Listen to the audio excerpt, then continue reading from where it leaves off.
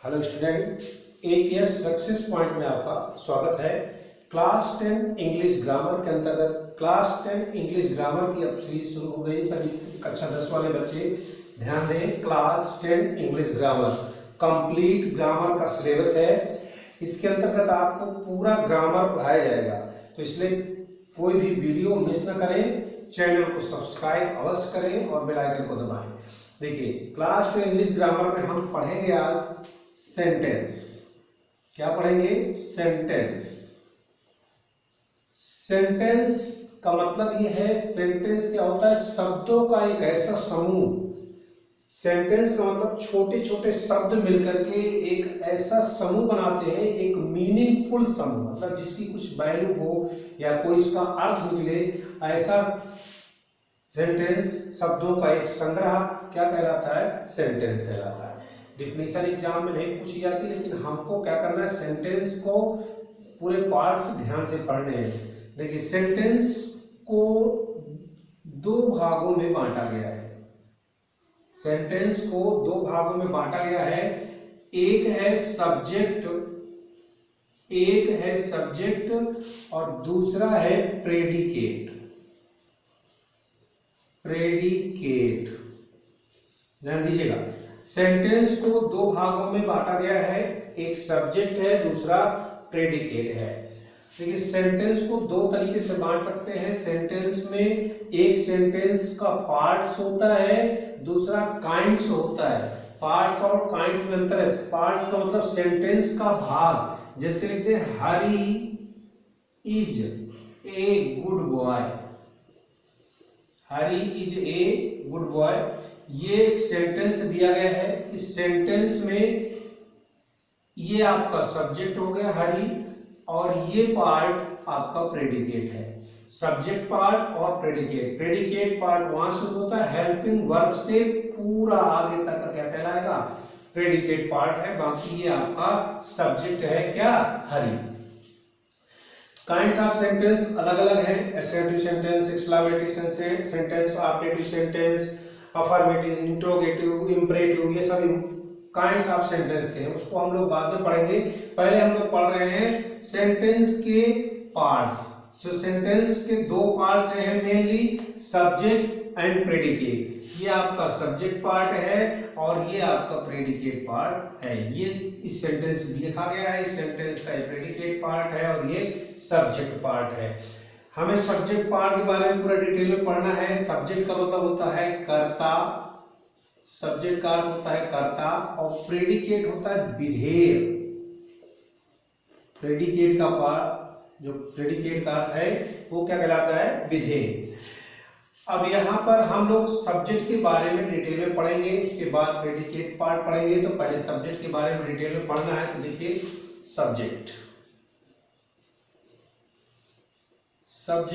Mainly two types का होता है, अर्थात सब्जेक्ट में दो पार्ट्स हैं। पहला पार्ट है आपका क्वालिफायर।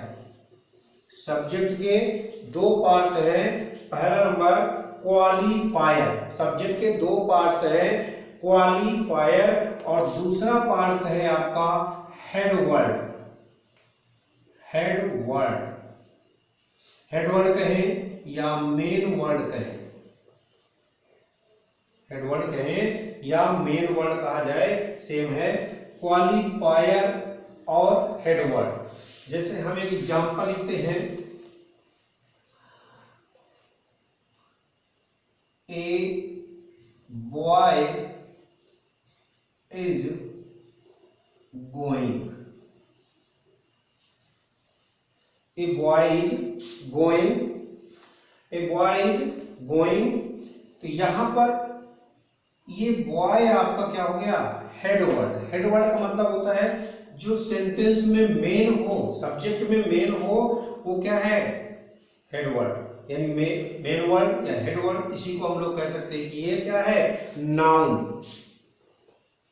ये क्या किस पार्ट का है? नाउन का है। A boy is going. यहां पर बॉय तो आपका हेडवर्ड हो गया, और ए क्या हो गया? क्वालिफायर। ये क्या कहलाएगा? क्वालिफायर। ठीक।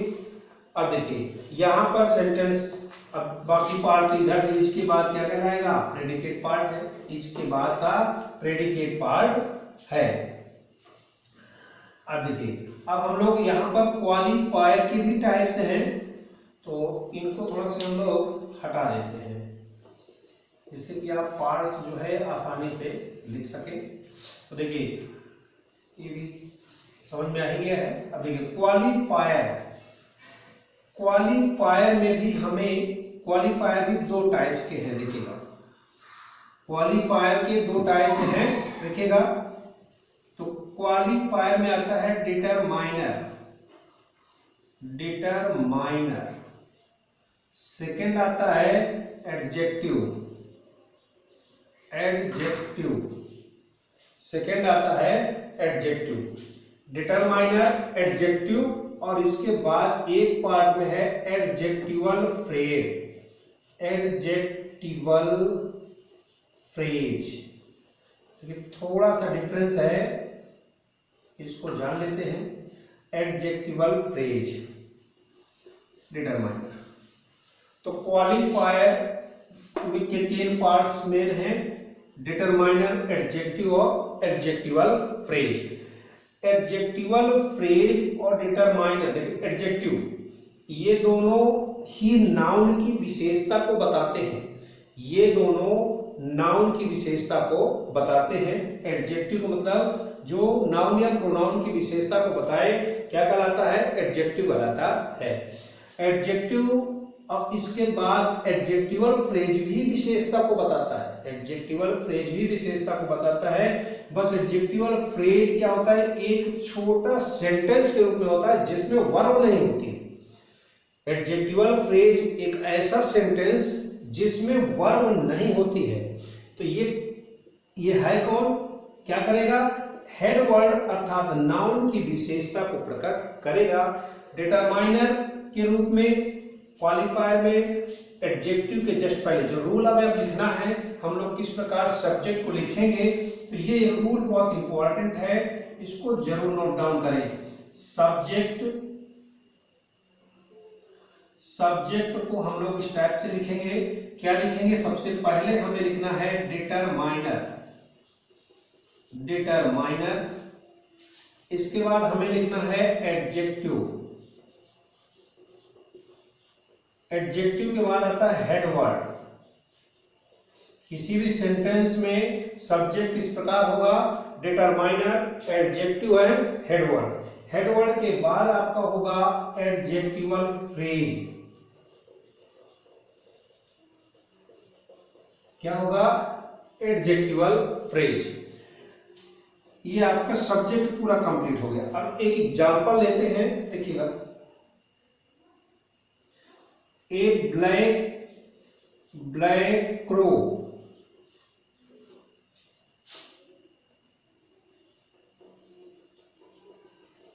सिटिंग ऑन द टेबल, तो सिटिंग ऑन द ट्री कर लेते हैं,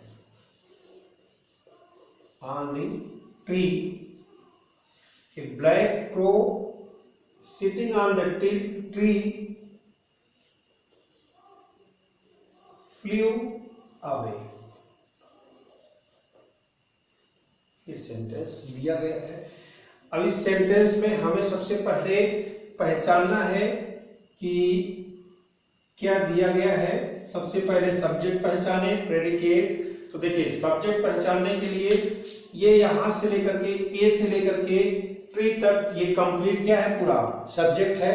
इसके बाद फ्लू अवे, प्रेडिकेट कहां से स्टार्ट है, प्रेडिकेट स्टार्ट है हेल्पिंग वर्ब से, और हेल्पिंग वर्ब नहीं है तो फिर वर्ब से। तो ये वर्ब है फ्लू अवे, तो ये आपका प्रेडिकेट पार्ट हो गया।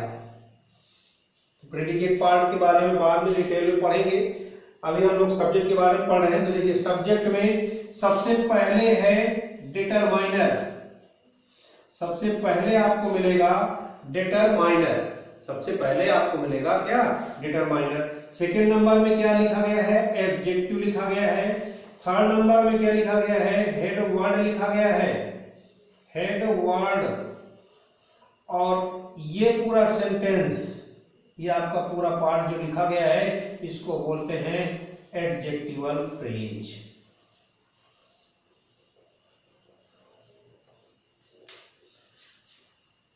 तो ये यहां से ये कंफर्म हुआ कि डिटरमाइनर को हम लोग ए, एन और द यूज कर सकते हैं। जैसे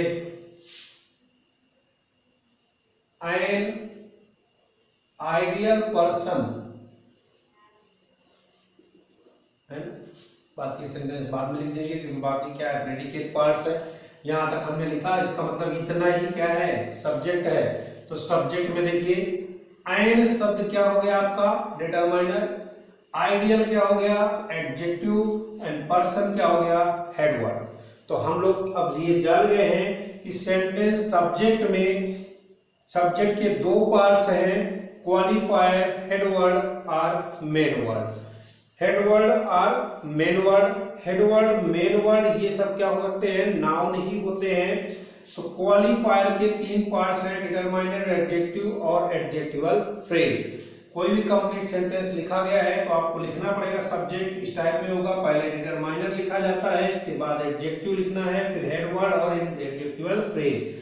एडजेक्टिवल फ्रेज किसी हेड वर्ड की विशेष, हेड वर्ड अर्थात मेन वर्ड या नाउन की विशेषता को एक सेंटेंस, छोटे से सेंटेंस के रूप में, फ्रेज के रूप में अगर व्यक्त करें तो वो क्या कहलाते हैं एडजेक्टिवल फ्रेज। और इन्हें हमें हेड वर्ड के बाद ही यूज करना है।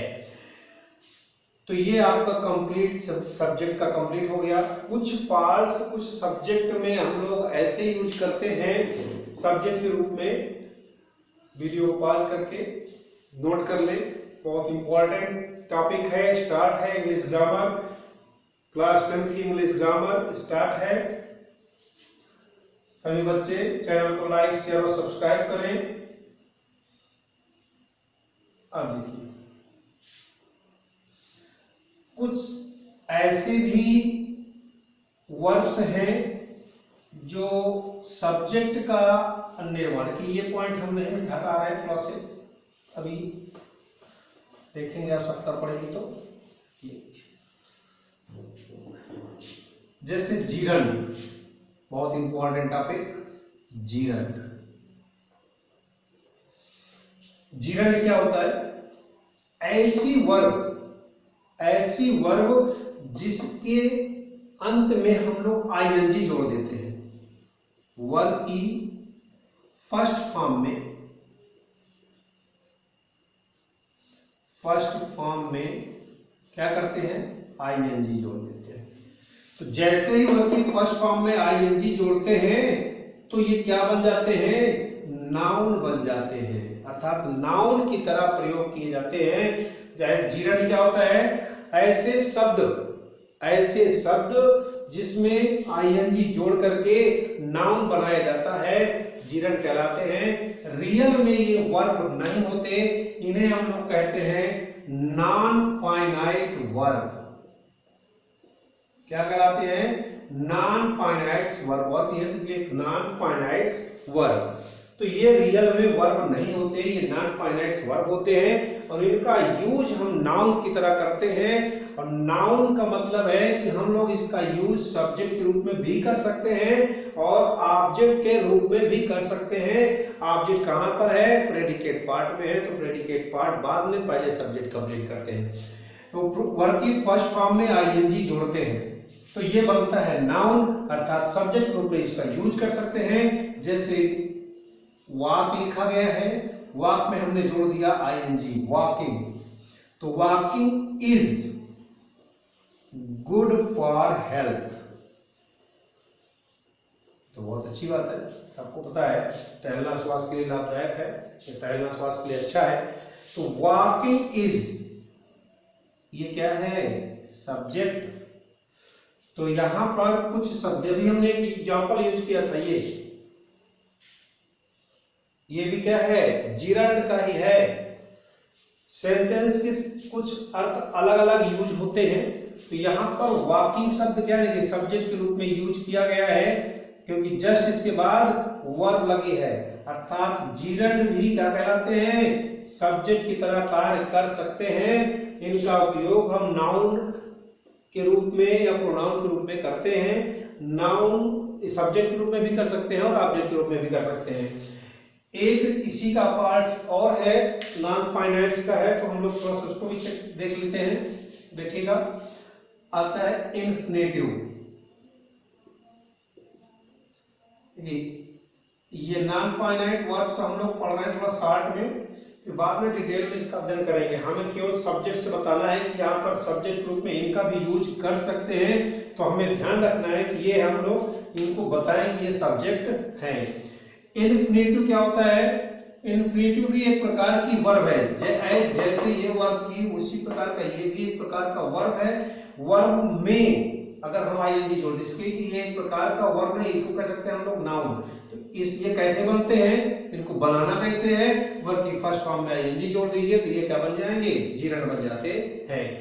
वर्ब की फर्स्ट फॉर्म में आईएनजी जोड़ने से जीरन बनता है, और वर्ब की फर्स्ट फॉर्म के पहले टू लगाने से, वर्ब की फर्स्ट फॉर्म के पहले टू लगाने से ये इन्फिनेटिव भी बन जाता है।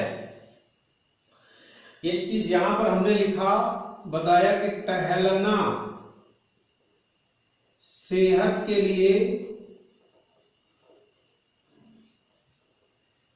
अच्छा है, ये तो टहलना शब्द आ गया, टहलना शब्द आ गया, ना अंतिम में ना, अर्थात जीरण में प्रत्येक सब्जेक्ट या ऑब्जेक्ट के रूप में जो यूज किया जाता है, अर्थात जीरण की प्रत्येक वर्ग में ना शब्द आता है। जिस वर्ग के अंत में ना शब्द आ रहा हो और वो सब्जेक्ट के रूप में यूज किया गया हो, तो वो या तो जीरण होगा और या इन्फिनेटिव होगा। ना ने नी, नानी ने भी तो कह सकते हैं, बिल्कुल नानी ने भी कह सकते हैं। तो देखिए, जिस वर्ग के अंत में ना ने नी शब्द आते हैं वो जीरण या इन्फिनेटिव हो सकते हैं। जीरण तो हो गया कंप्लीट। इन्फिनेटिव बनाना है तो इन्फिनेटिव में वर्ग की फर्स्ट फॉर्म के पहले हम लोग टू का प्रयोग करेंगे। इन्फिनेटिव में वर्ब की फर्स्ट फॉर्म के पहले टू का प्रयोग करेंगे। प्रोसेस वही है, ये भी क्या बन जाते हैं? नाउन बन जाते हैं, अर्थात इनका भी यूज हम लोग नाउन के रूप में करते हैं। नाउन के रूप में इनका यूज करते हैं, अर्थात सब्जेक्ट या ऑब्जेक्ट के रूप में यूज करेंगे। जैसे टहलना सेहत के लिए अच्छा है, ऐसे भी लिख सकते हैं, और ऐसे भी आप इसको लिख सकते हैं, to walk is good for health, ऐसे लिख सकते हैं। अब ये हुआ कि एक ही एग्जाम्पल में दोनों को दे दिया गया, तो थोड़ा से चेंज कर सकते हैं एग्जाम्पल। एक एग्जाम्पल है हमारे पास, to smoke is harmful for health. सोच रहे होंगे कि हर जगह हेल्थ की चर्चा हो रही है, तो हेल्थ अगर अच्छा होगा तो सब कुछ अच्छा होगा, इसलिए हेल्थ पर जरूर ध्यान दें। कह रहे to smoke is harmful for health, to smoke is harmful for health. तो यहां पर आपको ध्यान देना है कि टू लगा हुआ है, वर्ब की फर्स्ट फॉर्म के पहले टू लगा है, तो यहां पर आपको ध्यान देना है कि ये इन्फिनेटिव का है कि जीरण का है। तो जीरण में आईएनजी लगता है और इन्फिनेटिव में टू का प्रयोग होता है। टू का प्रयोग करते हैं तो ये सब्जेक्ट या ऑब्जेक्ट के रूप में यूज कर सकते हैं। तो ये एक प्रकार का सब्जेक्ट है, ये भी एक प्रकार का सब्जेक्ट है। तो सब्जेक्ट के पार्ट और हमने सब्जेक्ट के बारे में काफी डिटेल में पढ़ लिया है। अब मैं आशा करता हूं कि आपको सब्जेक्ट समझ में आ गया है। जिसको सब्जेक्ट के बारे में कोई भी डाउट हो वो कमेंट करे और कमेंट का जवाब दिया जाएगा। जो नहीं समझ में आता है उसको आप कमेंट करके पूछिए। और इसी की टाइप की आपके अपने बुक से एक्सरसाइज अवश्य करें। एक्सरसाइज के लिए आप कोई बुक ले लीजिए जिसमें एक्सरसाइज दिया हो, उसमें एक्सरसाइज में सब्जेक्ट वाले पार्ट की एक्सरसाइज को करें। बोर्ड परीक्षा में आपके एग्जाम में पूछा जाता है, इसलिए इसको बहुत ध्यान से पढ़ें। क्लास 10 की इंग्लिश ग्रामर चल रही है, तो अब नेक्स्ट वीडियो में हम लोग प्रेडिकेट पार्ट पढ़ेंगे। प्रेडिकेट पार्ट इतना बड़ा नहीं जितना सब्जेक्ट है, तो इसलिए कोशिश करें कि एक्सरसाइज अवश्य करें और चैनल को लाइक शेयर और सब्सक्राइब करें, ज्यादा से ज्यादा लोगों को शेयर करें और उनको भी बताएं कि इंग्लिश क्लास 10 की इंग्लिश ग्रामर स्टार्ट है और बहुत जल्दी कंप्लीट ग्रामर का एग्जाम के पहले अच्छी तरह से करा दी जाएगी।